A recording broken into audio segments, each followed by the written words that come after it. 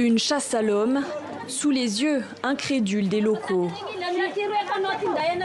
Ce n'est pas une scène de film, mais bien les images de l'incroyable évasion de la prison de Farafengan dimanche dernier.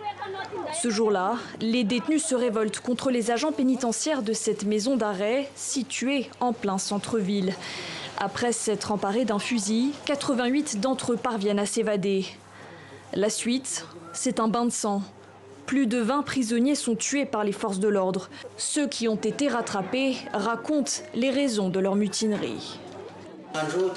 La prison, c'est que des emmerdements. On nous fait compter des chiffres et quand on se trompe, on nous donne des coups de tête.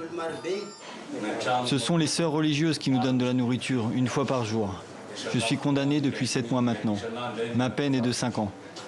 Ma famille a payé pour moi. Les gardiens ont déjà pris 150 €, mais je n'ai toujours pas été libéré. Violence physique, malnutrition, corruption, des problèmes au sein des prisons malgaches dénoncés de longue date par plusieurs ONG, dont Amnesty International. Tout comme la surpopulation carcérale. 357 détenus dans la prison de Farafengan pour une capacité d'accueil de 260. Un phénomène amplifié par le recours fréquent à la détention préventive.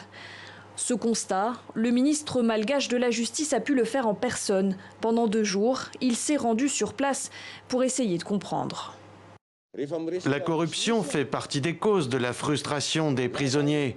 Quand on fait des enquêtes auprès de ces détenus-là, on voit que leur frustration est due à la mauvaise gouvernance dans les prisons, aux violences de certains gardes pénitentiaires qui tuent les détenus.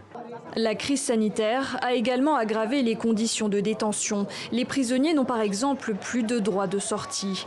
Les procès au tribunal sont eux suspendus pour cause de confinement. Une semaine après les faits, près d'une vingtaine de détenus sont toujours en fuite. La répression policière fait-elle l'objet d'une enquête ?